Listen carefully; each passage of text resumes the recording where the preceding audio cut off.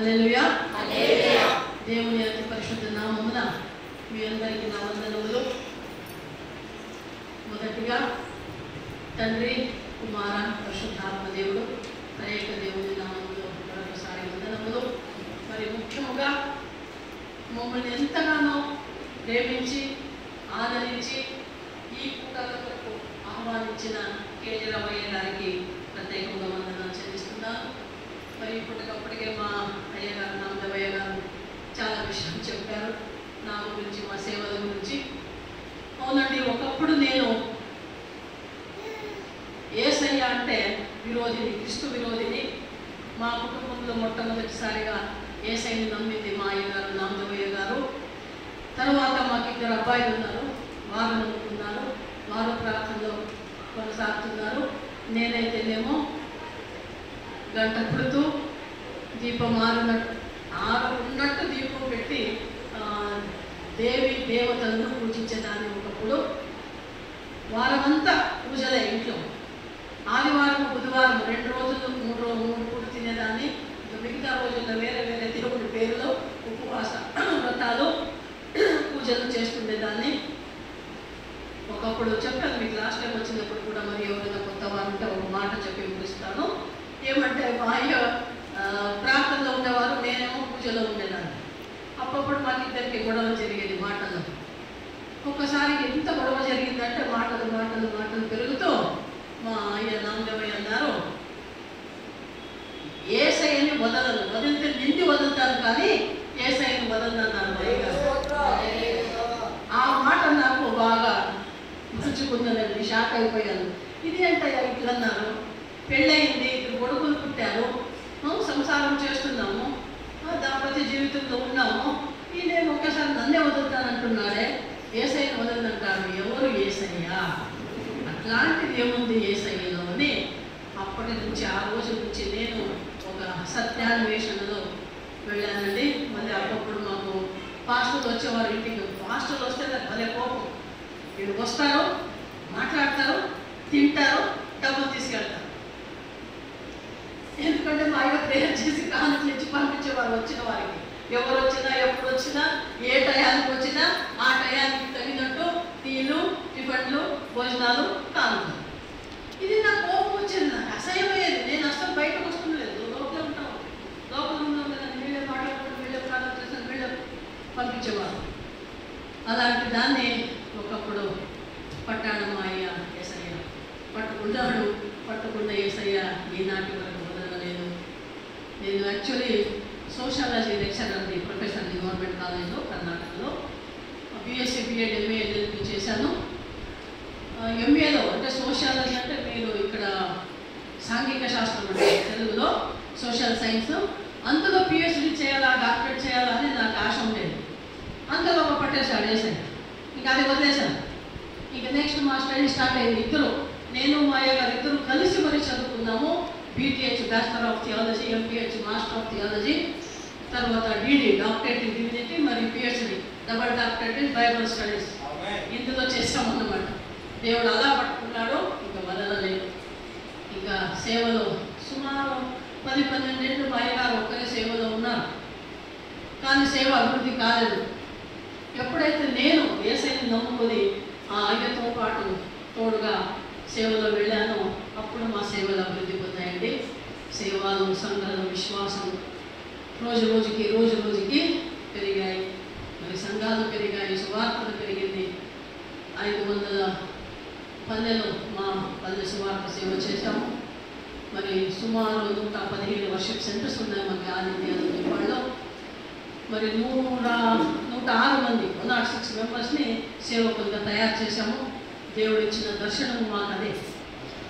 సువార్త చేయాలా, సంఘాలు కట్టాలా, సేవకుల్ని తయారు చేయాలి. ఇదే సేవ మేము చేస్తూ ఉన్నాము. ఇది అపోస్టలిక్ మినిస్ట్రీ పౌలు ఎలా సేవ చేశాడో అలాగే మా సేవ కూడా సాగిపోతా ఉంది. దేవుడు అలా మమ్మల్ని వాడుకుంటున్నాడండి. సువార్త అంటేనే మంచి వార్త, శుభవార్త అని అర్థం. ఏమిటి ఆ శుభవార్త అంటే యేసయ్య గురించి మేము చెప్పడం. యేసయ్య ఎవరు, ఎక్కడున్నాడు, ఎక్కడికి వచ్చాడు, ఎందుకు వచ్చాడు, ఇంతే తెలుసుకుంటే అయిపోయింది. ఇదే మొత్తం బైబిల్ సారాంశం. బైబిల్ మీరు ఒక 50 పళ్ళు తెచ్చి తీస్తే రసం ఎంత వస్తుంది, ఒక ఇంత వస్తుంది, ఒక గ్లాస్.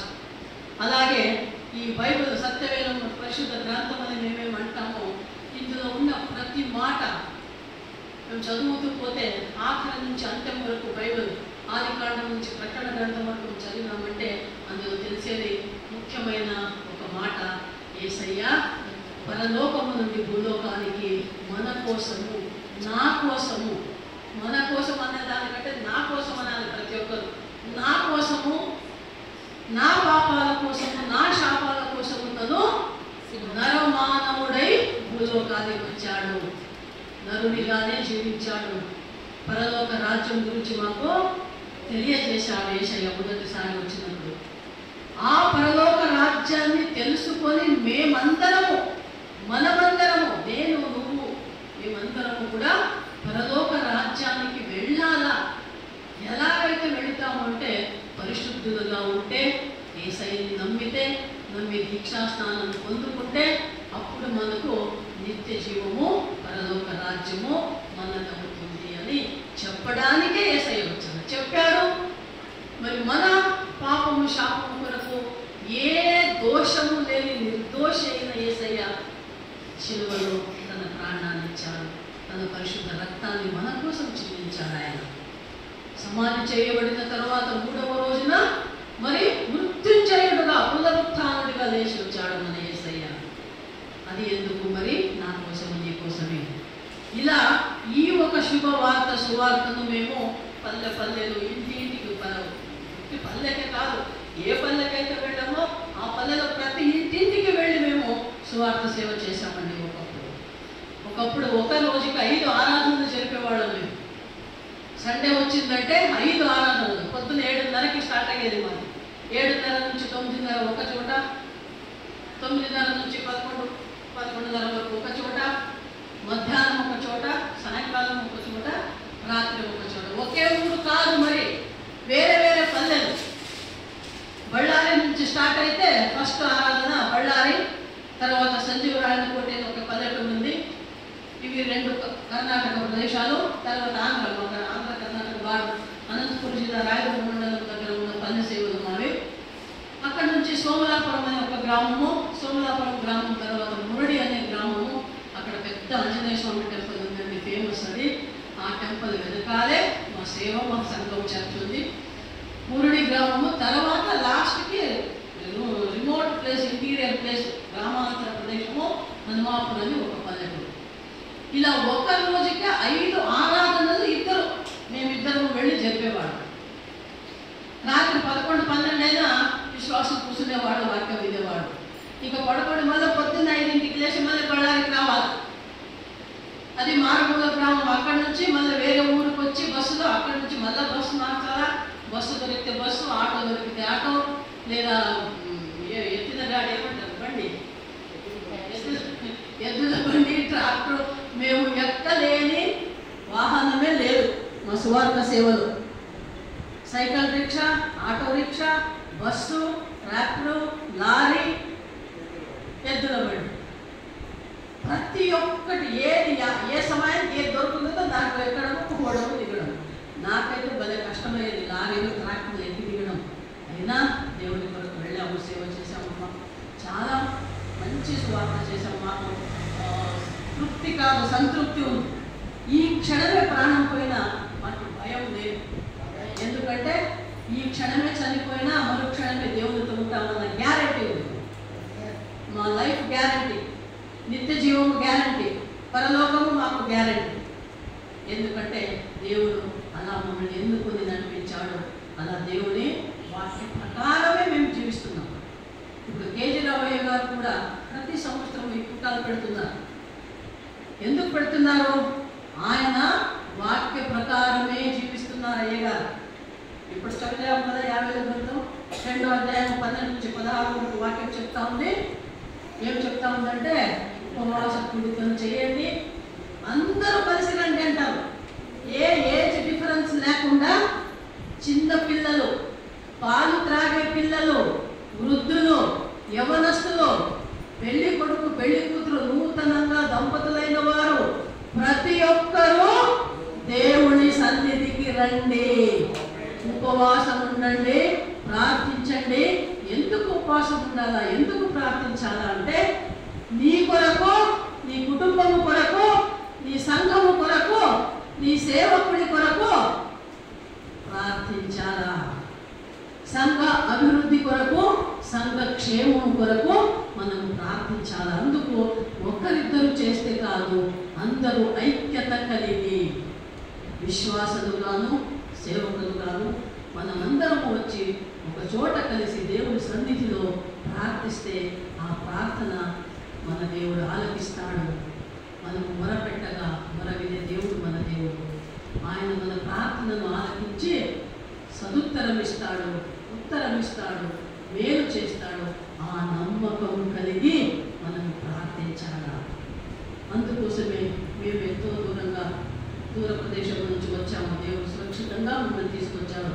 ఇప్పుడేగా చెప్పారు కదా, మేము ఇట్లా వెళ్తున్నామంటే ఇద్దరు సీనియర్ సిటిజన్లే, 62+, 72+ అయ్యగారు. సీనియర్ సిటిజన్లు మీరు ఎందుకు బయలుదేరుతారు, ఎందుకు ప్రయాణాలు చేస్తారు? ఇంటి నుంచే బయటికి పోకూడదు మీరు, ఇక ఊరిడిసి ఊరు ఎందుకు పోతున్నారు, అంత దూరం ప్రయాణం ఎందుకు చేస్తారు? కరోనా వాతావరణం ఇది, కరోనా పరిస్థితి ఉంది, ఎప్పుడు ఎక్కడ ఏమవుతుందో జరగదు. మీరు ఇద్దరు వయసైన వాళ్ళే, ఇద్దరు ఒక రకం పేషెంట్లే, మీకేమన్నా అయితే ఎవరు చూసుకుంటారు? ఏమన్నా అయితే ఎవరు చూసుకుంటారు? మేము ఒకే మాట అన్నాం, మమ్మల్ని మా దేవుడు చూసుకుంటాడు. మేము ఎక్కడ వెళ్ళినా వచ్చినా మాతో కూడా ఉన్నవాడు అద్భుత స్వరూపుడు, ఆశ్చర్యకరుడు, పరిశుద్ధాత్మ దేవుడు మాతో కూడా ఎల్లప్పుడూ ఉంటాడు. ఆ ఒక నిరీక్షణ నమ్మకం పైన మేము ప్రయాణాలు చేస్తున్నామండి, సువార్త చాటుతున్నాము. ఇప్పటికీ కూడా పల్లె పల్లె తిరుగుతున్నాం, పల్లె పల్లె సేవకు వెళ్తున్నాం. మా కొడుకులు, మా కోడళ్ళు, మా తమ్ముళ్ళు, మా బంధుమిత్రులు అందరూ, ఆడపిల్లలు అందరూ చెప్తారు, ఎందుకు తిరుగుతారు మీరు, ఒక చోట ఉండండి చాలు, ఇంకా ఇన్నేళ్ళు చేశారు కదా, అసిస్టెంట్లు పెట్టారు కదా, వాళ్ళు చూసుకుంటారు కదా, మీరు ఎందుకు తిరుగుతారు, ఒక చోట హాయిగా ఉండిపోండి అంటారు. మా మనసు ఒప్పదండి, ఊరికే ఉండే మనసు ఒప్పదు. ఊరికే ఉన్నాము, ఎప్పుడున్నామంటే అనారోగ్యం వల్ల హాస్పిటల్లో చేరినప్పుడు ఆసుపత్రిలో బెడ్లో ఉన్నాము కొన్నాళ్ళు, అంతే. మేము ఊరికే ఇంకా మరి ఆరోగ్యం దేవుడు ఇచ్చాక పొందుకొని వచ్చాము, మరి సేవలో సాగిపోతున్నామండి. అది మా నమ్మకం. ఎందుకంటే ఎల్లప్పుడూ మా దేవుడు మాతోనే ఉంటాడు, మా అండగా దండగా తోడుగా నీడగా ఉండే మన దేవుడు మమ్మల్ని ఎప్పుడు కాపాడు. ఆ నమ్మకం అందరము మేము కలిగి ఉండాలి. అందుకే చూడండి, క్రైస్తవులు అంటే ఎలా ఉండాలి అన్నదానికి ఒక విషయం నేను మీతో మాట్లాడుతున్నాను. దేవుడు మరి మాట్లాడే విషయం రోమన్స్ 12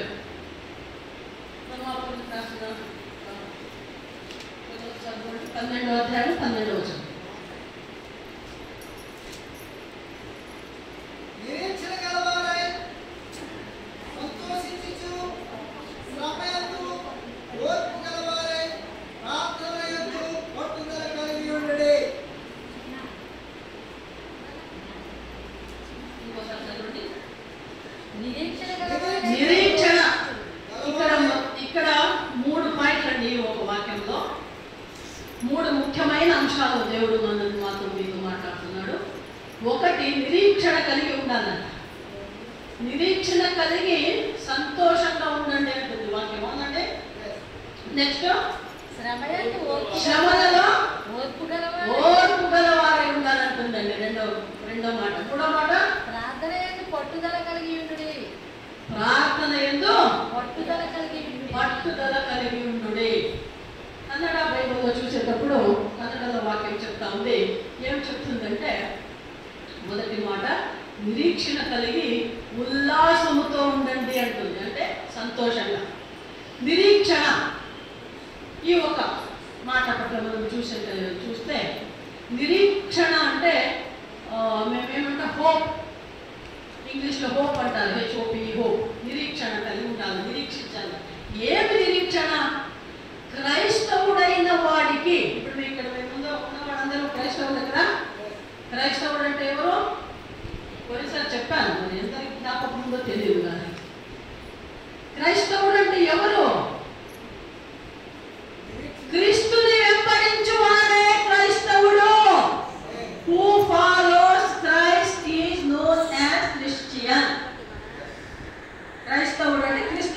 వెంబడించేవాడు. క్రీస్తుని వెంబడించేదంటే అర్థం ఏంటి?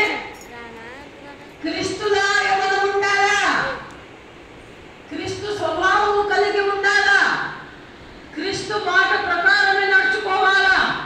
యేసుక్రీస్తు ఎలా ఉన్నాడో ఆయన ఉన్నప్పుడు మేము కూడా అలాగే ఉండాలా.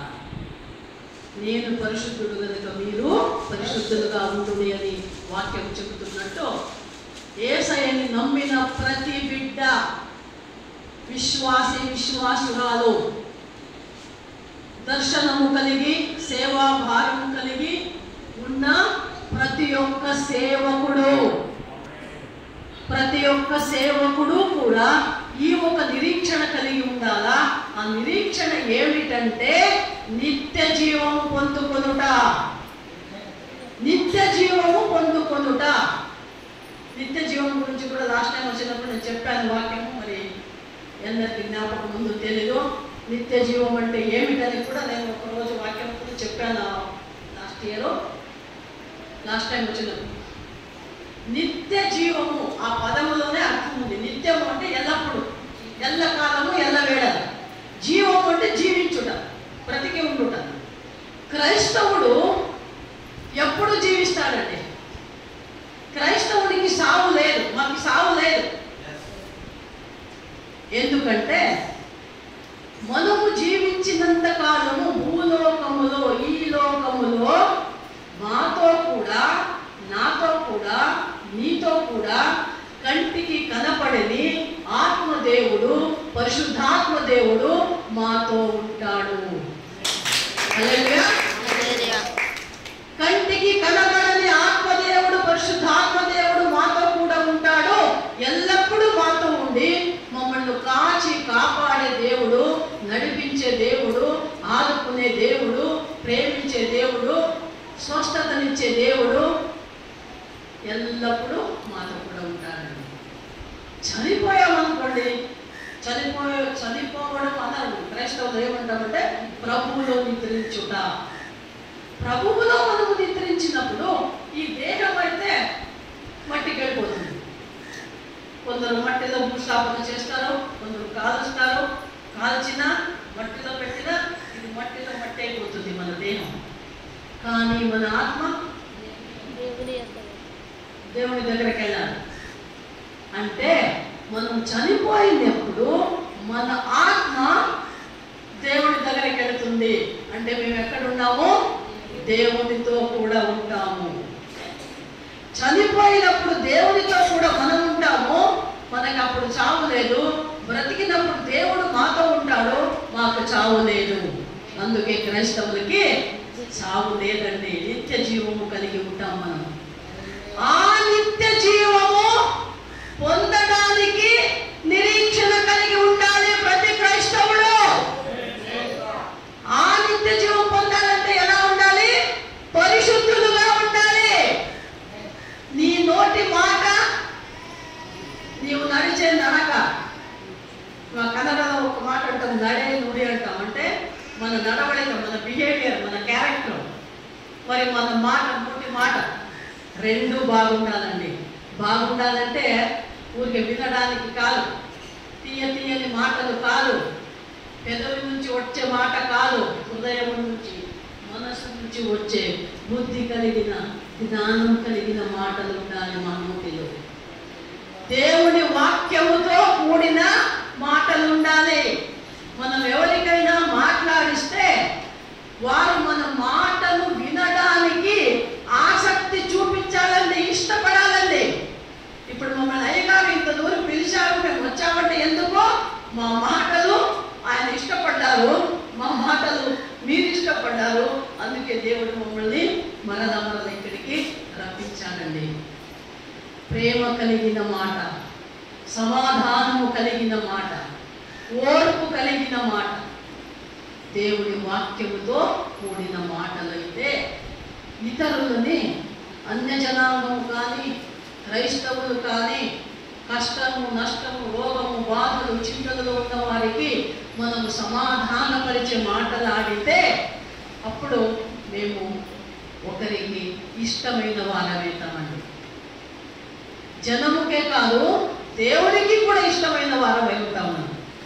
దేవునికి ఇష్టమైన వారై మేము ఉండాలంటే మా మాట, మా నడవడిక, మన ప్రార్థన జీవితము, మన నమ్మకంతో కలిగిన జీవితము, విశ్వాసంతో కలిగిన జీవితము ఉంటేనే దేవునికి మేము ఇష్టమవుతాము, ఇతరులకి ఇష్టమవుతాము, సాక్షులుగా జీవించగలుగుతామండి. ఎప్పుడైతే మేము సాక్షులుగా జీవిస్తామో అప్పుడే మనకి నిత్య జీవము, పరలోక రాజ్యము మనదే. పరలోక రాజ్యానికి వారసుదారులైతామండి మనము. ఇక్కడ ఉన్నాము, ఇక్కడ ఉన్నది కొంతకాలమే, అంతకాలము కాదు, కొంతకాలమే ఇక్కడ ఉండేవాళ్ళం. ఇది మంది టెంపరీ లైఫ్ అండి భూమి పైన. ఈ టెంపరీ లైఫ్కి ఎంత ప్రాకులాడతారో విశ్వాసులు కానీ సేవకులు కానీ ఎంతో జనం లోకరీతిలో పడిపోతున్నారండి. యేసయ్యను నమ్ముతున్నారు, దీక్షా స్నానం పొందుకుంటున్నారు, దర్శనం పొందుకుంటున్నారు, సేవ కోసం వస్తున్నారు, బైబిల్ పట్టుకుంటారు, బ్యాగులో వేసుకుంటారు, బ్యాగు పట్టుకుంటారు, ఊరూరు ఇల్లు తిరుగుతారు, సేవ చేస్తామంటారు, సేవకులు అనుకుంటారు, సేవకులు అంటారు, సేవకులు అనుకుంటారు తమని తాము, కానీ వాక్య ప్రకారం ఉండరండి. చాలా జనం లోకరీతిలో పడిపోతున్నారండి, లోక ఆశలతో పడిపోతున్నారు. ఇప్పుడు మా అయ్యగారు చెప్పారు కదా, ఒక ఎగ్జాంపుల్, ఉదాహరణ, ఒక సేవకుడు, మాది ఒక సొంత సంస్థ అండి, ఏజిఎం సంస్థ అని. మా కొందరు ఉన్నారు మా చేతిలో కూడా అసిస్టెంట్ పాస్టర్. చెప్పాను కదా, ఊరు వెళ్ళడము, అక్కడ సువార్త చేయడము, అక్కడ ఒక ప్లేస్, ఒక స్థలం కొనడము, అక్కడ ఒక మందిరం కట్టడము, అక్కడ వాళ్ళనే సేవకులుగా పెడతా ఉన్నాం మేము. అలా పెడుతూ పెడుతూ పోతూ ఉన్నాం. అలా ఒక ఊరు, ఆ ఊరి పేరు రంగసముద్రం, అనంతపురం జిల్లా రాయదుర్గము మండలంలో వస్తుంది. అది చాలా ఇంటీరియర్ విలేజ్ అండి, అది రిమోట్ విలేజ్, అది కొండల్లో కోడల్లో ఉందన్నమాట. అందుకే ఆ సంఘం పేరు కూడా మేము షార్పు చర్చ్ అని పెట్టాము. షార్పు అంటే పంటలో పూసే సుందరమైన పుష్పం అని. అక్కడ ఆ ఊరికి సువార్తకి వెళ్ళినప్పుడు మేము సువార్త చేసి ఫస్ట్ టైం వెళ్ళి మనం బళ్ళారికి వచ్చేసాము. అప్పుడు మా అయ్యగారికి ఫోన్ వచ్చింది. ఆ ఫోన్ నెంబర్ ఎవరు ఎక్కడ తీసుకున్నారో ఎట్లా తీసుకున్నారో మాకే తెలియదు. అయ్యగారి నెంబర్కి ఫోన్ చేసి టెలిఫోన్లో చెప్తున్నారు ఆ ఊరు జనం, ఏం సార్ మీరు మా ఊరికి వచ్చారంట, ఎందుకు వచ్చారు, రావద్దండి మా ఊరికి, ఇది రంగ సముద్రం కాదు, రంకుల సముద్రం. ఇది రంగ సముద్రం కాదు, రంకుల సముద్రం. అంటే అక్కడ చాలా జనము ఎంత విచిత్రంగా ఉన్నారంటే వారి నడవడిక ఏమి బాగులేదు. అలాంటి జనం మధ్య మీరు ఎందుకు వస్తున్నారు? అయ్యో మేము అనుకున్నాం, ఇచ్చోడన్నప్పుడు యేసయ్య వచ్చింది అందుకోసము, మేము వచ్చేది అందుకోసమే. చెడ్డవారిని మంచి వారిగా చేయటమే మా సువార్త.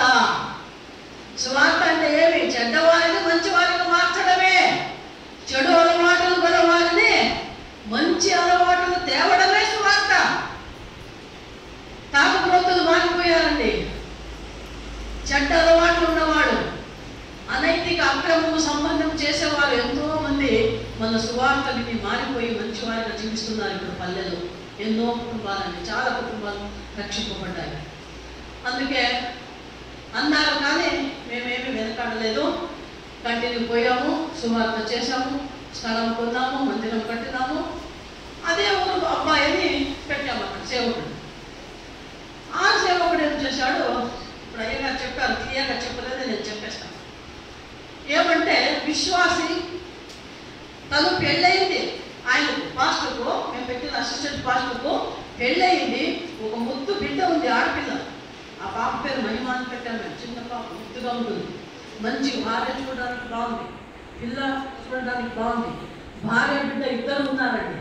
అయినాను ఆయన ఏం చేశాడు, అదే సంఘముకి వచ్చే ఒక యవనస్తురాలు ఆడపిల్లని జత చేసుకున్నాడు. అది మాకు తెలియదు, ఎందుకు మేము ఉండేది బళ్ళారిలో, ఇది ఉండేది సుమారు 150 కిలోమీటర్స్ డిఫరెన్స్తో ఉంది, డిస్టెన్స్తో ఉంది ఈ ఊరు, ఈ సేవ చేసే ఊరు.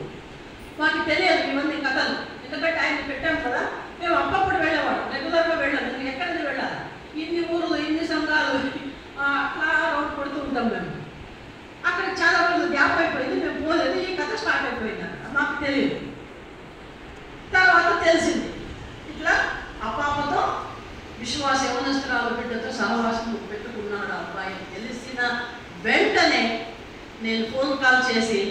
అక్కడ ఉన్న వాళ్ళకి చెప్పేశాను, ఇంకా ఆయనకు మాకు సంబంధం లేదు, చర్చికి రావడం వద్దు, రాకూడదు. సేవకుడిగా కాదు, విశ్వాసిగా కూడా మా సంఘానికి తను రాకూడదు అన్నానండి నేను. ఒక విశ్వాస అయ్యేకి కూడా లాయకులేదు, నా లాయక్ రాకూడదు అన్నాను. వెంటనే తీసేశాను. అంతే, మా సావాసం కట్ అయిపోయింది. ఒక నెల గడిచింది. తర్వాత విషయం వచ్చింది. ఆ పిల్లోడు ఆయన ఏం చేశాడు, ఆ ఊరు నుండి ఆ పిల్లని తీసుకొని వేరే ఊరికి వెళ్ళిపోయాడు. వేరే ఊరికి వెళ్ళిపోయి అక్కడ కొన్నాళ్ళు మన సహవాసం ఎలా ఉన్నారో ఎట్లున్నారో మాకైతే తెలియదు. కానీ తర్వాత న్యూస్ వచ్చింది మాకు, ఆ పాపను ఆయన మర్డర్ చేశాడు, చంపేశాడు. ఏ విశ్వాసి, సేవకుడా, బైబిల్ పట్టుకొని చేసే పనులు అయ్యి ఒక విశ్వాస అయ్యడానికి కూడా లాయకు లేదు. నా లాయకు నేను అంటానండి, ఎవరైతే కొద్దిగా ఏమైనా తేడా తెలిసిందో వెంటనే తీసేస్తాను నేను, అవసరం లేదు. ఒకవేళ ఆయన మా సావాసంలో ఉండింటే మా సంస్థ పేరు ఏమయ్యేది, మా అయ్యగారి మా పేరు ఏమయ్యేది, అందరికంటే ఎక్కువ దేవుడికి అవమానం జరిగింది. నాకు అది ఇష్టం లేదండి. మా నుంచి దేవుడికి ఎప్పటికీ అవమానం కలుగరాదు. అలా మనము బ్రతకరాలండి. దేవుని బిడ్డలు ఎలా ఉండాలంటే ఇక్కడ వాక్యం సెలవిస్తూ ఉంది, నిరీక్షణ కలిగిన వాడికి నిరీక్షణ ఉందా? జైలు ఉంది, పరలోకం లేదు, నిత్య జీవము లేదు. విశ్వాస అయినా సేవకుడైనా తప్పుడు పనులు చేశాడంటే వాడికి నిత్య జీవము లేదు, పరలోకము లేదు. గ్యారంటీ గ్యారంటీ గ్యారంటీ నరకమే. రోమా 6:23 వాక్యం చదవము ఒకసారి. తేటగా సెలవిస్తూ ఉంది దేవుడి వాక్యం అక్కడ. 6:23 రోమన్స్ 6:23 చెప్తా ఉంది. ఎంత మంచి వాక్యం అండి అది.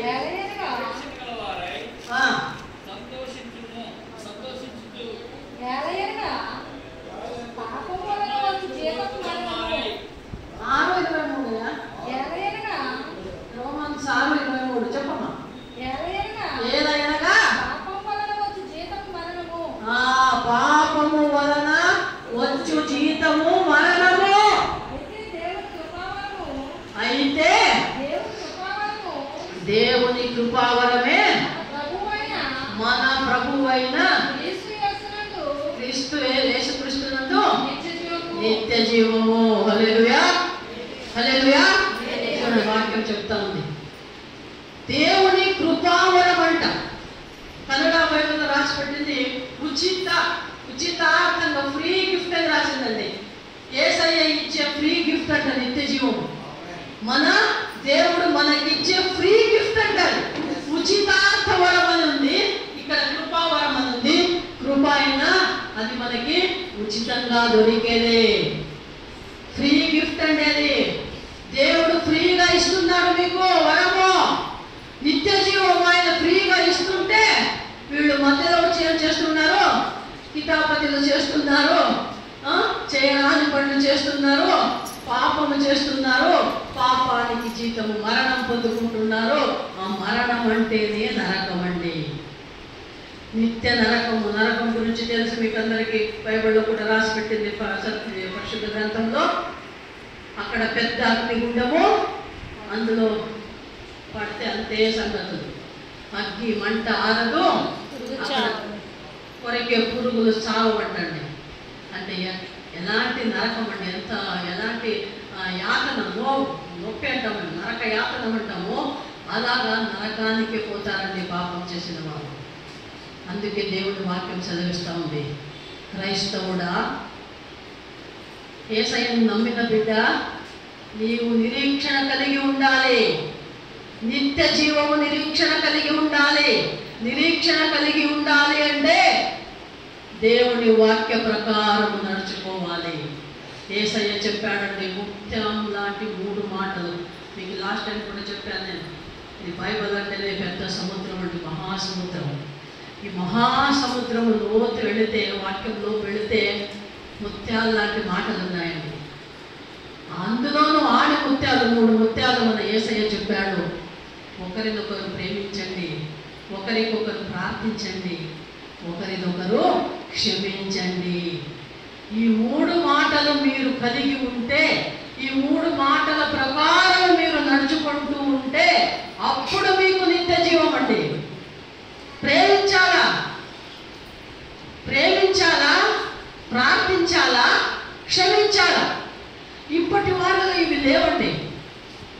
దేవుడి బిడ్డలు అంటారు, దేవుడి సేవకులు అంటారు, సరిగ్గా ప్రార్థించరు, దేవుడి వాక్యం ధ్యానించరు, క్షమించరండి. యేసయ్య క్షమించాడు. శిలువలో వేసేటప్పుడు పలికిన మొదటి మాట యేసయ్య పలికినది ఏమిటి? మీరేమి చేస్తున్నారో ఎరుగరు వారిని క్షమించమంటాడు. వారు ఏం చేస్తున్నారు? కొడుతున్నారు, తిడుతున్నారు, ఉమ్మేస్తున్నారు. అలాంటి పరిస్థితిలోన యేసయ్య వారిని క్షమించాడు. క్షమించమని తండ్రి అయిన దేవుడు అడిగాడు. మనం ఏం చేస్తున్నాం? సేవకులు ఎన్నో సంఘాల్లో చూస్తున్నామండి, వింటున్నాము, ప్రతిరోజు వింటున్నాము. పాస్టర్లు, సంఘ కాపరులు, సేవకులు ఇక్కడ నిలబడి, బలిపీఠములో నిలబడి అక్కడ కూర్చున్న మిమ్మల్ని విశ్వాసులను తిడుతున్నారండి, శపిస్తున్నారండి.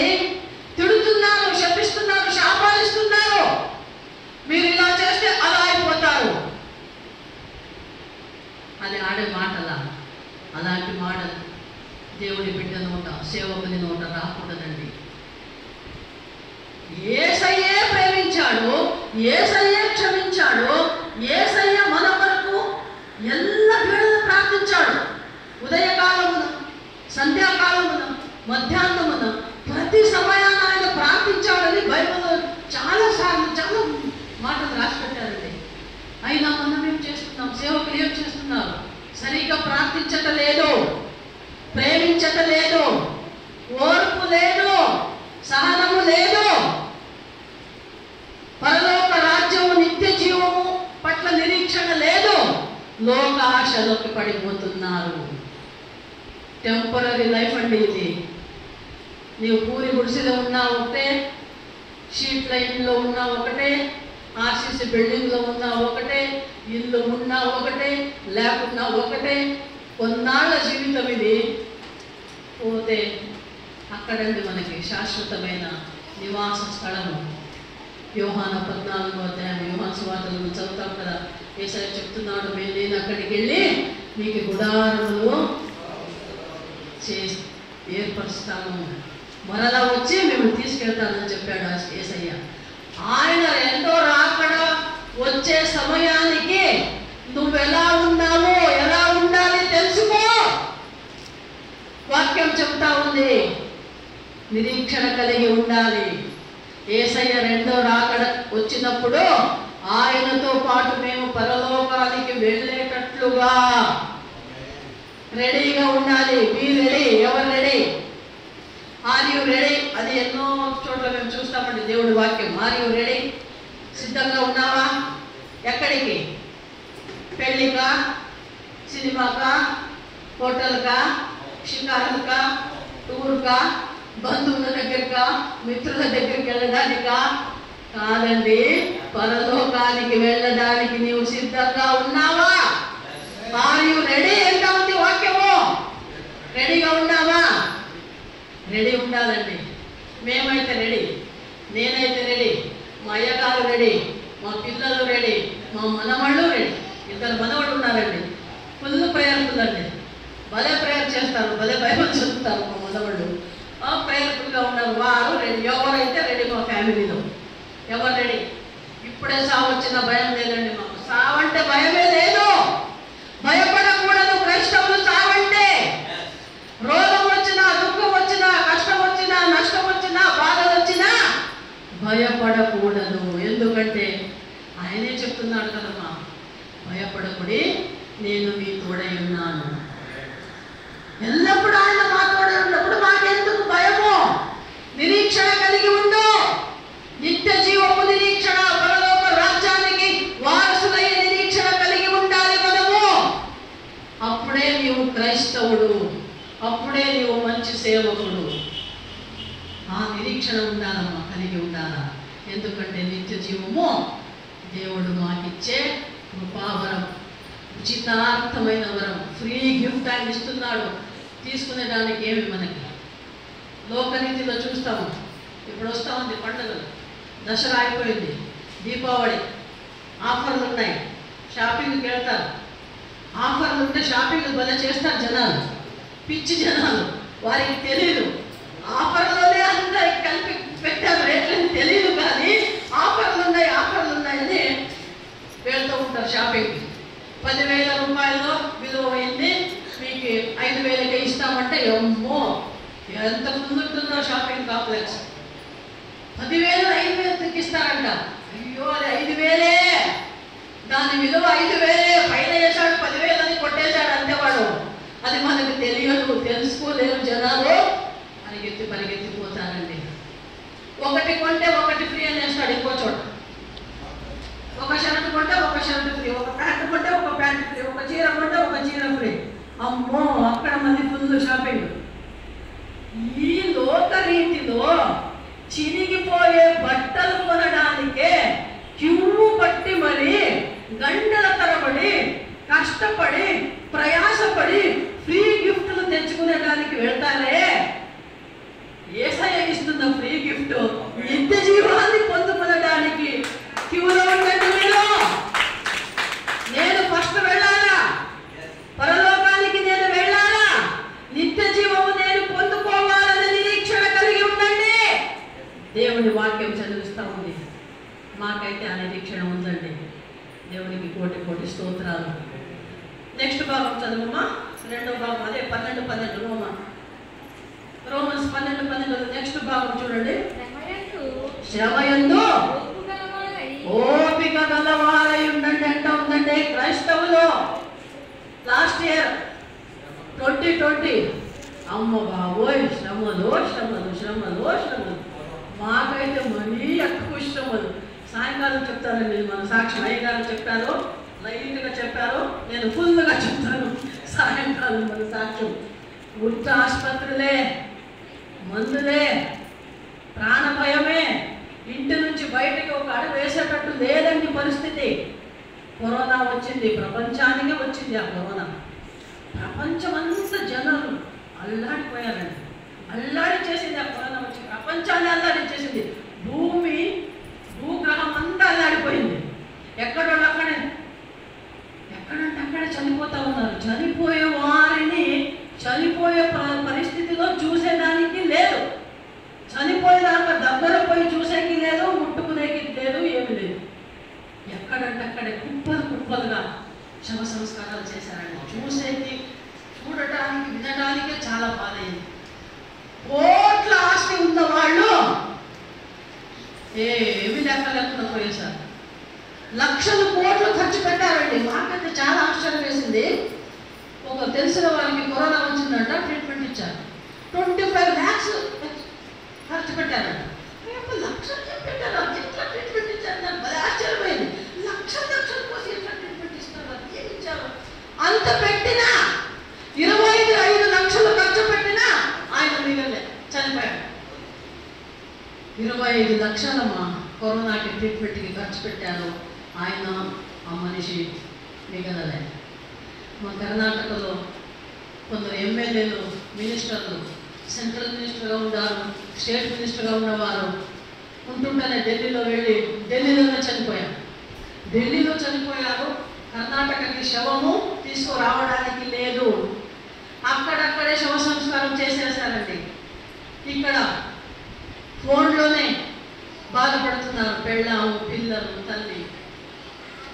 ఎలాంటి దుఃఖకరమైన పరిస్థితి అండి లాస్ట్ ఇయర్ జరిగింది. కరోనా వల్ల ఎక్కడికక్కడి జనాలు అలా చనిపోతూ ఉన్నారు. ఎంతోమంది సేవకులు, పాస్టర్లు చనిపోయారండి. పాస్టర్లు చనిపోతే పాస్టర్లు, వారి పిల్లలు, వారి సంఘాలు ఏ పరిస్థితిలో ఉన్నాయి? మేమైతే ప్రతిరోజు ప్రార్థించేవాళ్ళం. కరోనాలో సంఘం ఇంటి నుంచి బయటకు వెళ్ళడం జరిగింది. సంఘం ఎక్కడ వెళ్తాం? సంఘాలు క్లోజ్, మూతపడిపోయాయి. సంఘాలన్నీ, చర్చలన్నీ పోయేకి లేదు, వచ్చేకి లేదు, విశ్వాసాన్ని దర్శించడానికి లేదు. మళ్ళీ దేవుని కృప, ఆ జూమ్ ప్రేయర్ మీటింగ్ అని వచ్చింది. విజ్ఞానము, తంత్రజ్ఞానం, సైన్స్, టెక్నాలజీ ఎంత డెవలప్ అయిందంటే నిజంగా మాకు చాలా సంతోషమైంది. జూమ్ ప్రేయర్స్ కండక్ట్ చేసామండి మేము. ఒక్క ఊరు ఒక సంఘంకి ఒక్కసారి వెళ్ళేవాళ్ళము. కానీ కరోనా వల్ల జూమ్ ప్రేయర్ పెట్టడం వల్ల వేరే వేరే ఊర్ల నుంచి అందరూ ఒకే సమయానికి ఐక్యత కలిగి ప్రార్థించామండి. దేశం కొరకు, కరోనా కొరకు, ప్రతి ఒక్కరి కొరకు ప్రతిరోజు 1 hour Monday to Saturday 8 to 9 prayer పెట్టామండి ఈవినింగ్. సండే 10 to 12 1 అయ్యేది, 2-3 గంటలు అయ్యేది సండే ఆరాధన జూమ్లోనే చేశాం. కాబట్టి మన విశ్వాసులు కానీ మన అసిస్టెంట్ పాస్టర్స్ కానీ వెనకాడిపోకుండా దేవుడి వాక్యములో ఆత్మీయ ఎదుగుదల పొందాలని మరి దేవుడు ఆ ఒక సౌకర్యాన్ని మాకు ఇచ్చాడు.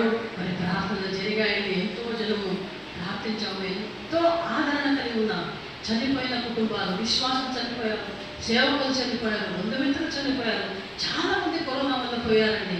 కానీ ఆ సమయమున మన దేవుడు దయామయుడు, కరుణామయుడు, దయగలిగిన దేవుని మాటలతో ఒకరినొకరు మేము ఆదరించుకున్నాము, ప్రేమించాము, వారికి సమాధానపరిచామండి. దేవుడి వాక్యము వల్ల మనం ఏం కలగాలంట?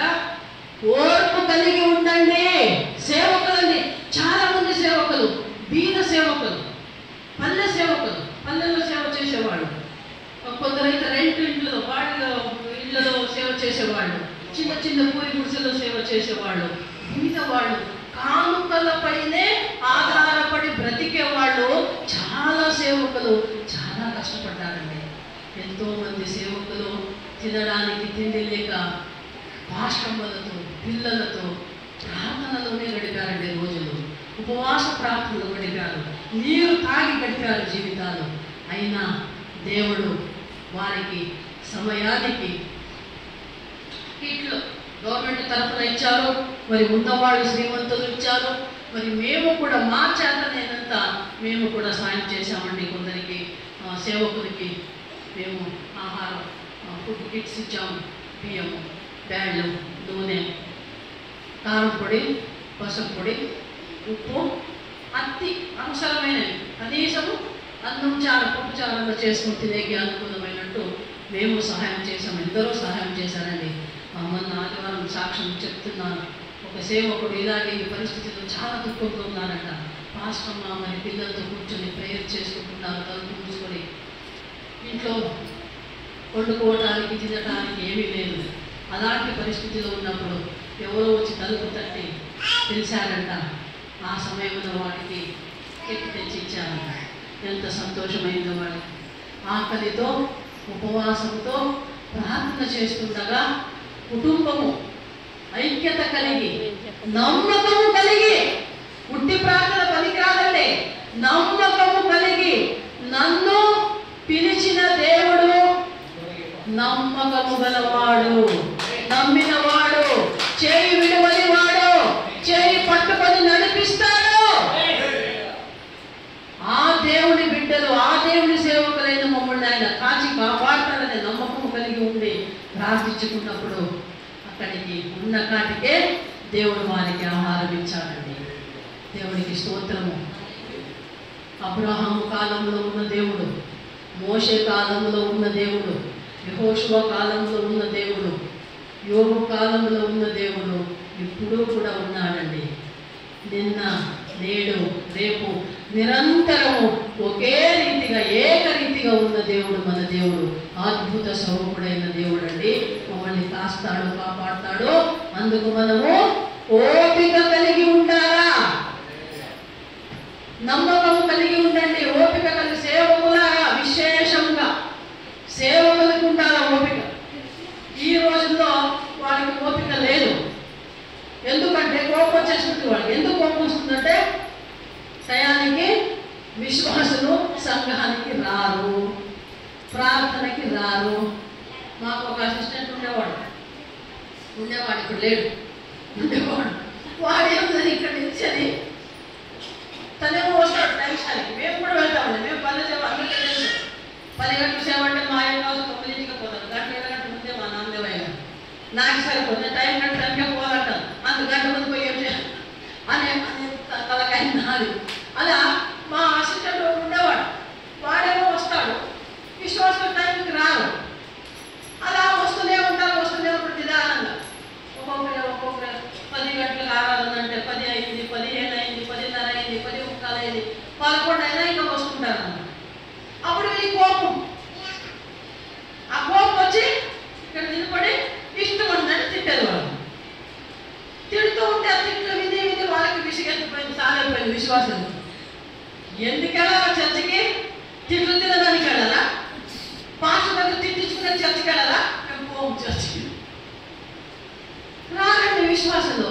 వచ్చే వాళ్ళు కూడా రాకుండా అయిపోయినారు ఎంతోమంది. విశ్వాసానికి వాళ్ళకి కోపం వచ్చేసింది. ఈయనకు వచ్చిందా కోపం? ఇంత తిట్లు తిని వాళ్ళకి కోపం వచ్చేసింది. వాళ్ళు మందిరానికి రావడం లేదు. మేము వెళ్ళాము, చూసాము, తగ్గిపోయినారు. రాలేదు, వాళ్ళకి రాలేదు, వీళ్ళకి రాలేదు. మాకంతా ఎన్ని పల్లెలు వెళ్ళినా, ఎన్ని చర్చలకు వెళ్ళినా ఏ ఊరు మా ఆత్మల మీద మాకు తెలుసండి. ఇట్లా నిలబడి చూస్తేనే ఎవరు వచ్చారో ఎవరు లేదు తెలుసుకునేస్తాం. ఇక వాళ్ళు రాలేదు, మేము రాలేదు. ప్రార్థన చెప్పాము, ఆరాధన చెప్పాము, తర్వాత అడిగాము ఎందుకమ్మా వాళ్ళు రాలేదు, ఎందుకు మేము వాళ్ళు చెప్పడానికి వెనకాడారు. వెంటనే చెప్పలేదు. తర్వాత నిదానంగా చెప్పారు, ఇలా ఇలా జరిగిందమ్మా, ఆయన ఏమో తిడుతూ ఉంటాడు, ఎందుకు వెళ్ళాలి మేము తినడానికని రావట్లేదు. అయ్యో పిచ్చి చెందుతారా, మీరు వచ్చేది తిట్లు తినడానికి కాదమ్మా, ఆశీర్వాదం పొందుకోవడానికి సభకు రావాలా, సంఘానికి రావాలా. మీరు పాస్టర్ని చూసి రావద్దండి, దేవుడిని చూసి రాండి మందిరానికి. ఎంతో మంది విశ్వాస తలలో ఏముంటుందంటే పాస్టర్లే ఎవరున్నారు ఈరోజు, ఎవరు వాక్యం చెప్తారో దాన్ని బట్టి వస్తారన్నమాట. పాస్టర్ ఊరిలో లేరంటే అంతే సంగతి. కాదండి పాస్టర్ లేరంటే మేమే పోయేది. అయ్యో ఎంత పిచ్చివాడు మీరు రావాలా సంఘానికి. ఎందుకు రావాలా? దేవుడిని చూసి రావాలా, దేవుడి వాక్యం వినడానికి రావాలా. ఎవరు చెప్తున్నారు అనేది ముఖ్యం కాదండి, దేవుడి వాక్యము ముఖ్యము. దేవుడి వాక్యాన్ని వినడానికి రండి, ఆశీర్వాదాలు పొందుకోవడానికి రండి, దేవుడి కృప పొందడానికి రండి. మీరు దేవుడి కృపావరములు ఉచితంగా ఇస్తున్నాడండి. ఫ్రీ గిఫ్ట్ గా దేవుడు మీకు వరం ఇస్తున్నాడు, ఫ్రీగా మీకు ఆశీర్వాదాలు ఇస్తున్నాడు. కానుకలేసిన వారిని ఒక రీతి, కానుకలేని వారిని ఒక రీతి చూడటము పాస్టర్ బుద్ధి కాదు. కానుకలిచ్చిన ఇవ్వకున్న వారు విశ్వాసే, నీవు సేవకుడే. అది జ్ఞాపకం పెట్టుకోండి. చాలా సంఘాలు చూస్తున్నామండి ఇలా జరుగుతూ ఉంది. కానుకలు ఇవ్వలేక కొందరు రారండి సంఘానికి, తిట్లు తినలేక కొందరు రారండి, భేదభావాలు చూపిస్తారు కొందరు. చర్చిలో విశ్వాసుల మధ్య భేదభావాలు చేస్తారండి. ఏమంటారు భేదభావం అంటారా తెలుగులో? డిఫరెన్సియేషన్ చేస్తారు. ఉన్నవాడు లేనివాడు, బీదలు శ్రీమంతులు, ఆ కులం వాడు ఈ కులం వాడు. క్రైస్తవులైనా పరిశుద్ధ గ్రంథము చేతులు పట్టుకున్నా ఇంకా ఈ భేదాలు ఎందుకండి మనకు? యేసయ్య ఒక్కడే, బైబిల్ ఒక్కటే, దేవుడు ఒక్కడే. ఒకే ప్రేమ, ఒకే ప్రార్థన, ఒకే నమ్మకము, ఒకే నిత్య జీవము, ఒకటే పరలోకము, ఒకటే నరకము. సేవకుడు విశ్వాసి పరలోకానికి వెళ్తారా నరకానికి వెళ్తారా డిసైడ్ చేసుకోండి మీరే. ఓపిక ఉందా? సేవకుడా ఓపిక కలిగి సేవ చేయి. విశ్వాసి ఓపిక కలిగి రా నువ్వు మందిరానికి. పాస్టర్ అన్నారు, పాస్టర్ మహిళ అంది, పాస్టర్ పిల్లలు ఇలా అన్నారు. అయ్యో మా అసిస్టెంట్ ఒకటి ఉన్నాడండి, ఉండేవాడు ఇప్పుడు లేడు. నేను చెప్పాను కదా కొంచెం తేడా వస్తే అవుతుందే, మా సంస్థ నుండి అవుట్. సేవకుడు ఉన్నాడు, సేవకుడు మంచివాడు పాపం. సేవకుడు భార్య మహాతల్లి పాస్టర్ అమ్మ, ఆయమ్మ ఇంకే ఆయమ్మ మహారాణి అయిపోయింది. బీద వాళ్ళే మారుమూల గ్రామంలో చిన్న గుడిసెలో పేదరికంలో ఉండేవారిని మేము పిలుచుకొని వచ్చి సేవకులుగా చేసి కట్టిన సంఘాన్ని ఇచ్చి, ఆ సంఘం వెనుక ఒక ఇల్లు కట్టి ఉండడానికి ఇల్లు ఇచ్చి, వండుకోవడానికి తినడానికి పాత్రలు ఇచ్చి, స్టవ్ ఇచ్చి, ప్రతి వస్తువులు ఇచ్చి, బట్టలు ఇచ్చి, ప్రతి ఒక్కటి వాళ్ళకి సదుపాయం చేసి సేవకు పెడితే రాను రాను రాను రాను ఆ యొక్క రాణి అయిపోయింది. పాస్టర్ పిల్లలు ఏదైనా ఎప్పుడో ఒకసారి ఏమో కార్యం జరిగింది, ఏమో వస్తువు అక్కడి నుంచి ఇక్కడ పట్టుకోరా అని పాస్టర్ కొడుకుని విశ్వాసం పిలిచాడు. సంఘ పెద్ద పిలిచాడు. విశ్వాసం అంటే సంఘ పెద్ద చర్చ పిలిస్తే ఆ పిల్లోడు అంటాడు, నేను పాస్టర్ కొడుకు, నేను చేయాలి పని. అయ్యో బాబు, నేను పాస్టర్ కొడుకు, నేను పని చేయాలా అన్నాడంటే వాడు చిన్న పిల్లడు. విశ్వాసానికి బాధ అయిపోయింది. ఆమె ఇష్టం వచ్చినట్టు తిట్టానండి, నోటికి వచ్చినట్టు మాట్లాడానండి. ఎవరు? పాస్టర్ అమ్మ. పాస్టర్ అమ్మ నోటికి వచ్చినట్లు మాట్లాడుతుంది, పిల్లలు నోటికి వచ్చినట్లు మాట్లాడుతున్నారు. పెద్ద చిన్న అనే భావన లేదు. కంప్లైంట్ వచ్చింది మా కాడికి. ఏమంట? మాకు పాస్టర్ వద్దు. విశ్వాసం వచ్చారు, ఫోన్ల మీద ఫోన్లు మాకు పాస్టర్ వద్దు, అమ్మా వద్దు, అయ్యా వద్దు. ఏం చేయాలండి మేము? ఎంత ప్రయాసపడి ఎంత ఖర్చు పెట్టి వాళ్ళకి మరి కానుకలు వాళ్ళకే, అది కాకుండా నెలకి మా చేత ఇంత హెల్ప్ సపోర్ట్ ఇస్తాం, ప్రతి ఒక్క వస్తువు ఇచ్చి పెట్టాం. ఊరికి ఉండి ప్రార్థన చేసుకునేదానికి అదే పని 24 hours కూడా చేయవాళ్ళు. ఆదివారం ఆరాధన, శనివారం కుటుంబ ప్రార్థన, శుక్రవారం ఉపవాస ప్రార్థన. ఈ 3 రోజులు రోజుకు 2-3 గంటలు చేయొచ్చేమో మోస్ట్లీ. అంత చేయడానికి ఇంత సదుపాయాలు ఇచ్చి పెట్టినా అహంకారం వచ్చేసిందమ్మా. దేవుడి వాక్యంలో చెప్తా ఉందండి, బైబిల్లో చెప్తా ఉంది. ఏం చెప్తా ఉంది? నాశనానికి ముందు అహంకారం వచ్చును. నాశనానికి ముందు అహంకారం వచ్చునంట. అంతే అయిపోయిందండి. ఇక మన విశ్వాసం వద్దన్నారు, మేము ఊరికి వెళ్ళిపోయినాము. ఇంకా ఆయన అంతే సంగతి. పాస్టర్ వెళ్ళిపోయారా?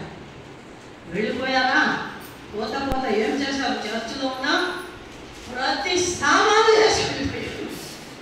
వాళ్ళకి మేమిచ్చినదే కాకుండా చర్చికని తెచ్చిందనే వస్తువులు కొన్ని, పాత్రలు అవి ఇవేమో కొన్ని, చర్చ్ సామాను మేము వాళ్ళకి ఇచ్చిన సామాను అన్ని మొత్తం వేసుకొని క్లీన్ చేసి పెట్టిపోయారు. చర్చిని పాస్టర్కి ఇచ్చిన ఇల్లుని క్లీన్గా చేసి వెళ్ళిపోయారు. అంతే పోయారండి. తర్వాత తెలిసింది వాళ్ళు కూలి పని చేసుకుని బతుకుతున్నారు. కట్టిన సంఘము, సంపాదించిన ఆత్మలు సేవ చేసుకోమని పెడితే సరిగ్గా సేవ చేసుకోకుండా వెళ్ళిపోయారు. ఎందుకు? అక్కడ ఏమి లేదు, ఓర్పు లేదు, తగ్గింపు లేదు, క్రీస్తు ప్రేమ లేదు. ప్రతి సేవకుడు, ప్రతి విశ్వాసి క్రీస్తు ప్రేమ కలిగి ఉండాలా, ఒకరినొకరు ప్రేమించాలా, ఒకరినొకరు ఆదుకోనాలా. కష్టములు, నష్టములు, దుఃఖములు, రోగములు ఉన్నప్పుడు మనము వారిని ప్రేమించాలా, ఆదరించాలా, మన చేతనైన సహాయం చేయాలండి.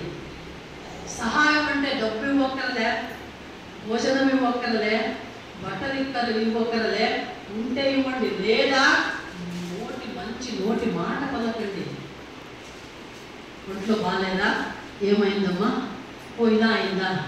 ఏం కాలేమ్మా, మన దేవుడు ఉన్నాడు కదా, ఆయన చూసుకుంటాడు, ఆయన కాపాడుతాడు. ప్రేమతో ఒక 2 మాట్లాడండి. వెళ్ళి వాళ్ళ దగ్గర వాళ్ళకి ఎంతో సమాధానం కలుగుతుంది.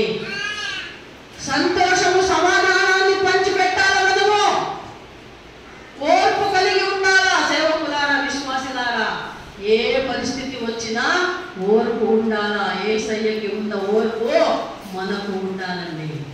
కొట్టినా, తిట్టినా, ఉమ్మినా, శిలువ కేసినా, మేకులు కొట్టినా, ముళ్ళ కిరీటం పెట్టినా యేసయ్య ఏం చేశాడు? ఓర్చుకున్నాడు. లోకాన్ని ప్రేమించాడు, లోకాన్ని క్షమించాడు ఆయన. అలాంటి యేసయ్య బిడ్డలమండి మనము. మరి మేము ఎలా ఉండాలా? యేసయ్య మాదిరే మేము ఉండాలా. యేసయ్యని వెంబడించాలా. యేసయ్యని వెంబడించేవాడే క్రైస్తవుడండి. ఓపిక కలిగి ఉన్నవాడే క్రైస్తవుడు. పాస్టర్లారా, పాస్టమ్మలారా, పాస్టర్ పిల్లలారా, విశ్వాసులారా, దయచేసి మీరు ఓర్పు కలిగి ఉండండి. క్రీస్తు ప్రేమ కలిగి ఉండండి. అప్పుడే మీ సంఘాలు, మీ కుటుంబాలు అభివృద్ధి చెందుతాయి. లేదా ఉన్నవాళ్ళు ఊడిపోతారండి. ఉన్నవారు ఊడిపోయేలాగా ఉండకూడదు. లేని వాళ్ళు వచ్చేలాగా ఉండాలి. మనము కొత్త ఆత్మలు రక్షించండి. మీరు సాక్షి బిడ్డలుగా ఉండండి. మీ సాక్ష్యము, మీ జీవితము, మీ నడవడిక, మీ మాట విని చూసి కొత్త వాళ్ళు వస్తారండి దగ్గరికి, యేసయ్య దగ్గరికి, మన దగ్గరికి. అలా ఉండాలండి. హల్లెలూయా. మూడో మాట చదవమా, 12:12లో ప్రార్థన యందు పట్టుదల కలిగి ఉండండి అని తెలుగు బైబిల్లో చెప్తా ఉందమ్మా. కన్నడ బైబిల్ ఏం చెప్తుందంటే ಬೇಸರ ಮುಂದದೆ ಪ್ರಾರ್ಥಿಸಿರಿ అంటుందంటే విసుగుపోకుండా ఇక్కడ పట్టుదల ఉంది కదా, ఆ పట్టుదలనే ఎలా ఉన్నదంట, విసుగిపోకుండా, బేజారు చేసుకోకుండా అలా ఉండి ప్రార్థించాలంట. ఇప్పుడు అందరూ వస్తుంటారు, సంఘానికి వస్తారు, పాస్టర్ దగ్గరికి వస్తారు, పాస్టర్ ఇంటికి వస్తారు. వాళ్ళ సమస్యలు చెప్తుంటారు, రకరకాల సమస్యలు. ఆడవాళ్ళు ఒక రకం సమస్యలు, యవనస్తులు ఒక రకం సమస్యలు, చిన్న పిల్లలు ఒక రకం సమస్యలు, భార్య బిడ్డల సమస్యలు.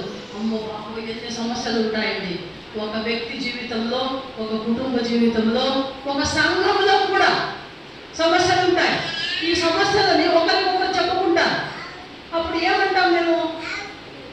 ఒకే మాట, ప్రార్థిస్తాం. మీరు ప్రార్థించుకోండి, మీ కొరకు మేము ప్రార్థిస్తాం అని చెప్పి సమాధానం పరిచి పంపిస్తాం. వాళ్ళు పోతారు, ప్రార్థించుకుంటారు. మేము ప్రార్థిస్తాము, వాళ్ళు ప్రార్థిస్తారు. అయినా వాళ్ళు అనుకున్నది కాదు. మేము ప్రార్థిస్తాము, వాళ్ళు ప్రార్థిస్తారు. అయినా ఎన్నోసార్లు వాళ్ళు అనుకున్నది కాదు. వాళ్ళు అనుకున్నది కానప్పుడు వాళ్ళకి ఏమైపోతుంది? విసుగెత్తిపోతుంది, బేజారైపోతుంది. అప్పుడు వాళ్ళు ఏం చెప్తారు? ఎప్పటి పోయినా అయ్యా అమ్మ ప్రార్థన చెయ్యి అంటారు. ప్రార్థన చేసినాము, ఏమైంది? ఏమి కాలేదు. ఎందుకు కాలేదు అని తెలుసుకోరు. ఏమి కాలేదంట, కానీ ఎందుకు కాలేదు? ఎందుకంటే నీలో 100% నమ్మకం, విశ్వాసం లేదు. అవుతుందో కాదో అని 1% అవిశ్వాసము నీలో ఉంటే 100% కార్యం జరగదండి. 100% విశ్వాసము కలిగి ప్రార్థిస్తే, నమ్మకము కలిగిన ప్రార్థనలోనే జయమున్నది, బలమున్నది, ఫలమున్నది. నమ్మకం లేక నువ్వు ప్రార్థిస్తే ఎంతసేపు ప్రార్థించినా, ఎంత మోకరించినా వేస్ట్. ఏటిలో చింతపండు పిండినట్లు అంటారు మాట. ఏటిలో చింతపండు పిండితే పులుసు వస్తుందా? చిన్న పాత్రలో కొద్ది నీళ్ళలో పిండితే పులుసు వస్తుంది చింతపండు. నువ్వు పోయి ఏట్లో పిండిలా ఉంటే పులుస్తే లేదంటే ఎక్కడి నుంచి వస్తుంది? అలాగా నువ్వు చేసే ప్రార్థన నమ్మకం లేకుంటే నువ్వు ఎంత చేసినా ఉపవాస ప్రార్థన అని తిని ప్రార్థన చేసినా నీకు ఫలం ఉండదు. ప్రార్థనలో నమ్మకము కలిగి ఉండాలి. విశ్వాసము కలిగి, నమ్మకము కలిగి ప్రార్థిస్తే దానికి దేవుడు ఉత్తరమిస్తాడండి. విసుగంగా ప్రార్థించండి, పట్టుదలతో ప్రార్థించండి. దీనికి మంచి ఉదాహరణ అంటే మనకి యోబండి. బైబిల్లో నాకు చాలా ఇష్టం అండి యోబు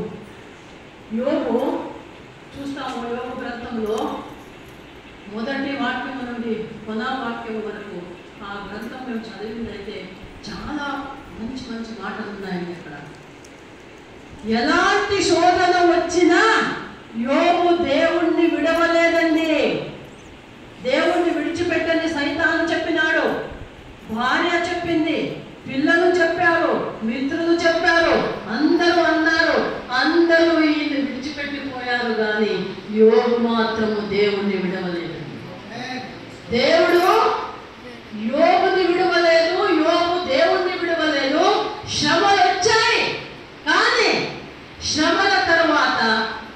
ఆశీర్వాదాలు పొందుకున్నాడండి యోబు. యోబు కాలంలో యోబు అత్యంత శ్రీమంతుడంట. చాలా ఆస్తి ఉండేదంట. ఆస్తి అంతస్తు గలవాడు యోబు. కానీ ఒకటొకటే పోయింది. అంత పోయినా ఆయన ఒకే మాట అన్నాడు యోబు, ఆయన ఇచ్చాడు, ఆయన తీసుకున్నాడు. ఆయన ఇచ్చాడు, ఆయన తీసుకున్నాడు. నాదేముంది? ఏమీ లేదు. నీదున్నది ఒకటే, నీ హృదయము, నీ నాలుక, నీ మంచి మాట, నీ మంచి హృదయం ఒకటే నీదే.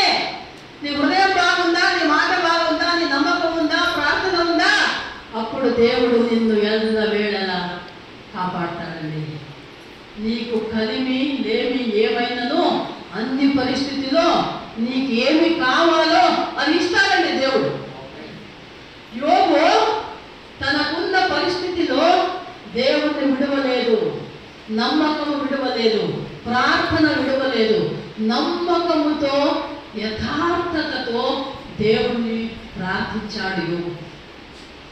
ఎలాంటి పరిస్థితి వచ్చినా, రోగం వచ్చిందండి, ఒళ్ళంతా పుండ్లు అయిపోయిందండి, ఆ పుండ్లు పగిలిపోయాయండి.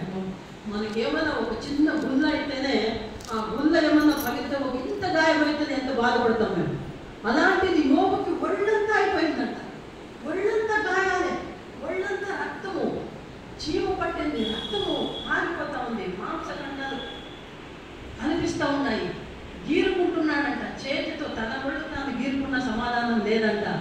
దిబ్బలో పోయి పడి పొరలాడుతున్నాడంట, అక్కడ సమాధానం లేదు. భోగి తీసుకొని గీరుకుంటున్నాడంట సమాధానంతో. అలాంటి పరిస్థితి వచ్చినా దేవుణ్ణి విడవలేదండి. యోబు దేవుని పైన నమ్మకం కలిగి ఉన్నాడు, ప్రార్థించుకుంటూ ఉన్నాడు. తన కొరకే కాదు, ఇతరుల కొరకు ప్రార్థించాడండి యోబు. వాక్యం చదవండి. యోబు గ్రంథం 42వ అధ్యాయం, లాస్ట్ అధ్యాయం 10వ వచనం.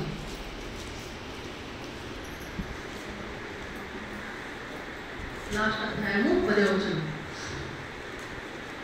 యోబు 42:10.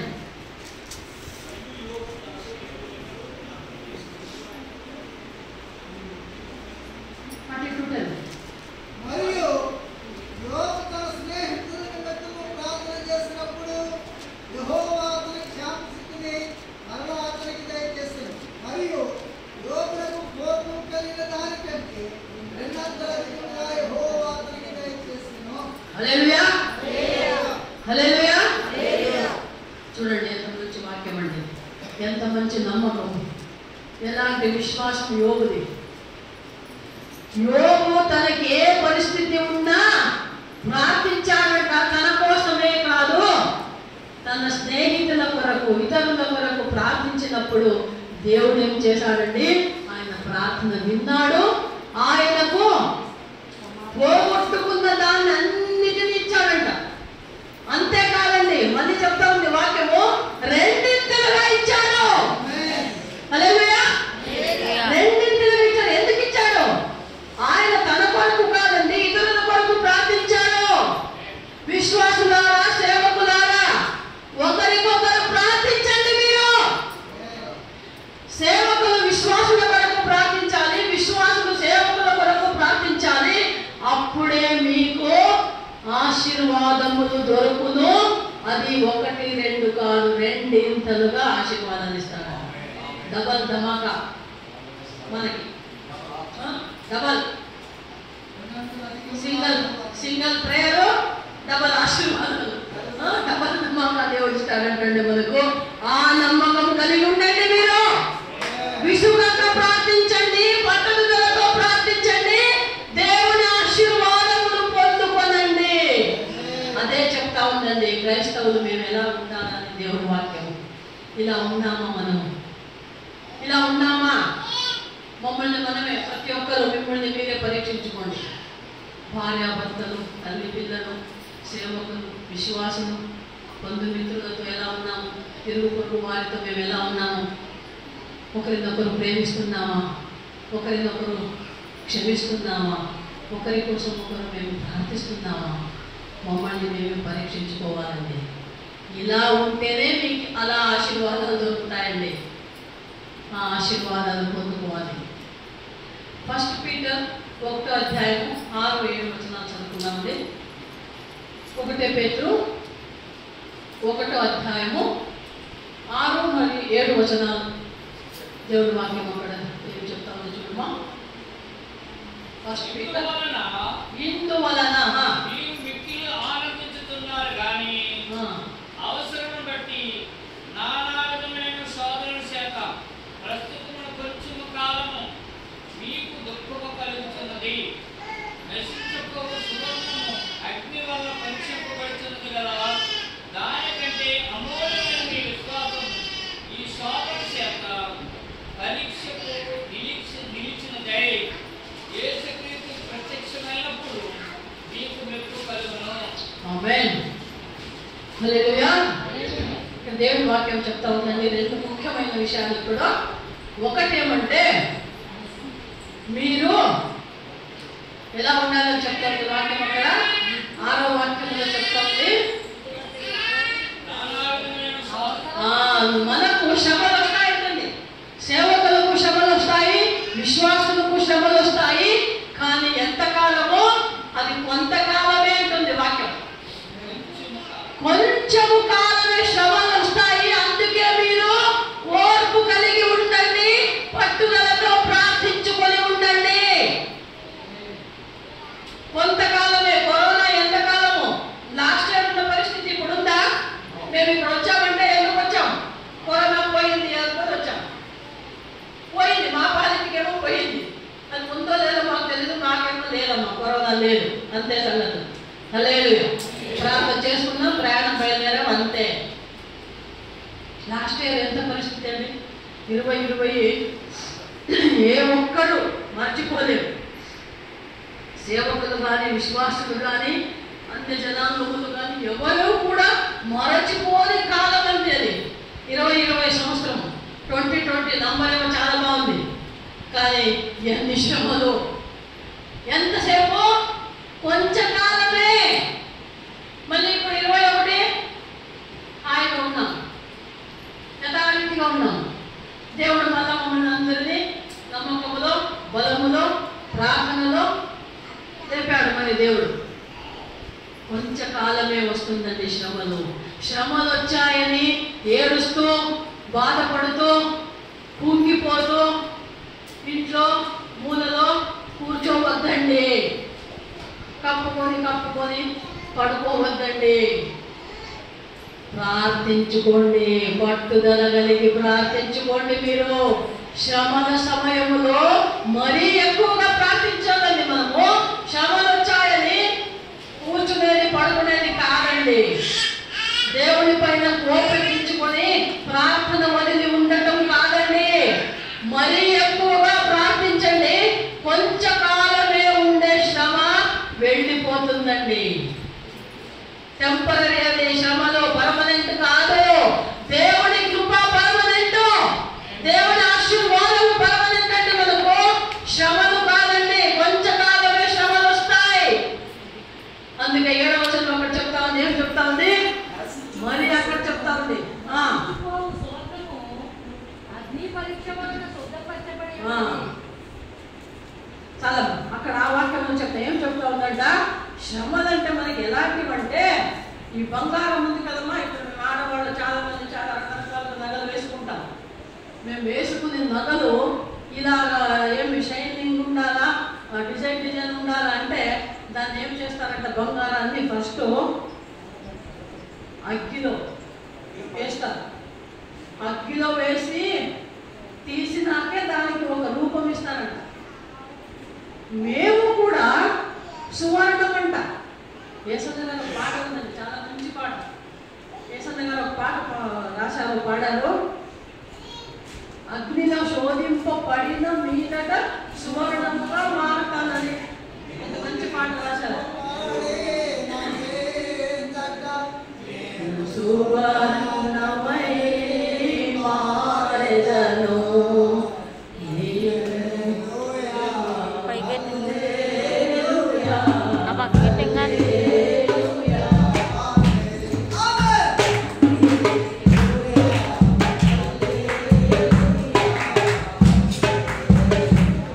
దేవుని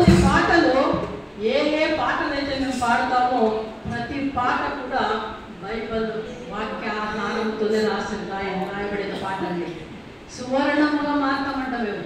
బంగారము సువర్ణము ఎలాగ అగ్గిలో వేసి తీసినాక దానికి ఒక మంచి షైనింగ్ వస్తుందో, రూపం వస్తుందో, అలాగే మనము నువ్వు నేను శోధనలలో శ్రమలలో నుండి వచ్చినాకనే, శ్రమల తర్వాతనే మనకు సంతోషము, సమాధానము, ఆరోగ్యము, బలము పొందుకుంటామండి. శ్రమలు వచ్చాయి. అయ్యగారికి హార్ట్ అటాక్ అయింది లాస్ట్ ఇయర్. హాస్పిటల్ చేరుకున్నాం. డాక్టర్ ఏమి చేసే కబోదన్నారు.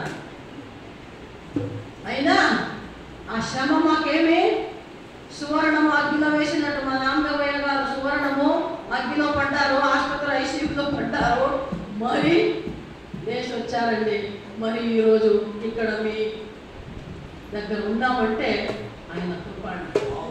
శ్రమలు వచ్చినా మేము భయపడలేదు, వెనుకాడలేదు, ప్రార్థనలో ఉన్నాము, విశ్వాసంలో ఉన్నాము. అయ్యా అంతా నీ చిత్తమే, చావైనా బ్రతుకైనా నీవే యేసయ్యా. చస్తే నీ దగ్గరకు వస్తాం, బ్రతికితే నీ సేవ చేస్తాం. అంతే అనుకున్నామండి మేము. అంతే, అదే ఒకే మాట. నీవేనయ్యా, అంతా నువ్వే, నీ చిత్తం, నీ ఇష్టం. ఉంచుతావా ఉంచు, తీసుకుంటావా తీసుకో, ఏదైనా సరే అన్నిటికీ రెడీ. ఎవరు రెడీ? మేము.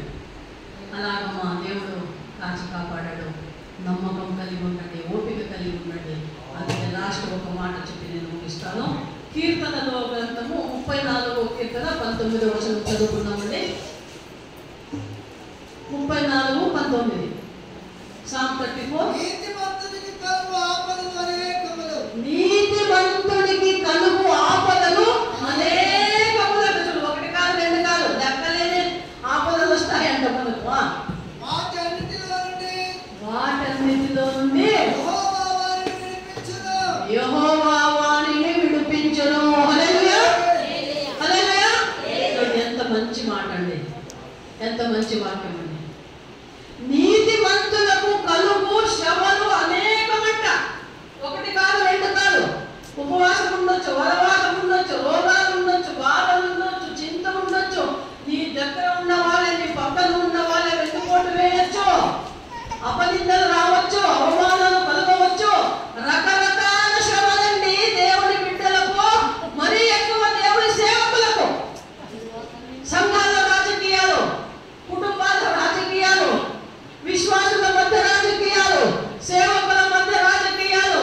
వెన్నుపోటు పొడిచే వాళ్ళే ఎక్కువ ఉన్నారండి. పక్కలో పల్లెలే ఎక్కువ ఉన్నాయండి. మనకు ఎంతో శ్రమలు వస్తాయి, కానీ దేవుని వాక్యం సెలవిస్తా ఉంది, నీతిమంతులకు కలుగు శ్రమలు అనేకులైనను ఆ అన్ని శ్రమల నుండి విడిపించువాడు అద్భుత స్వరూపుడు, ఆశ్చర్యకరుడు, సర్వశక్తుడు, సర్వోన్నతుడైన మన దేవుడు అండి. హల్లెలూయా. ఎన్నో శ్రమలు వస్తాయమ్మా. మీ ఇంట్లో శ్రమలు రావచ్చు, కుటుంబాలలో. పెళ్ళి అయితే ఒక రకము, పెళ్ళి కాకపోతే ఒక రకము. ఇంట్లో సమస్యలు, యవనస్థ బిడ్డలు ఉన్న ఇంట్లో ఒక రకం సమస్యలు, పెళ్ళైనాక ఒక రకం. ఆ పెళ్ళిలో రకరకాల పెళ్ళిళ్ళు ఈ కాలంలో. లవ్ మ్యారేజ్లు, అరేంజ్డ్ మ్యారేజ్లు, రిజిస్టర్డ్ మ్యారేజ్లు, రకరకాల పెళ్ళిళ్ళు చేసుకుంటున్నారు. కానీ వాళ్ళ కుటుంబాలు ఎలా ఉంటున్నారు? సంతోషంగా ఉన్నారు? ఇష్టపడి పెళ్లి చేసుకున్న వాళ్ళే చాలా కష్టపడుతున్నారు ఈ కాలంలో. ఇష్టపడి పెళ్లి చేసుకుంటారు, కష్టపడి బ్రతుకుతున్నారు.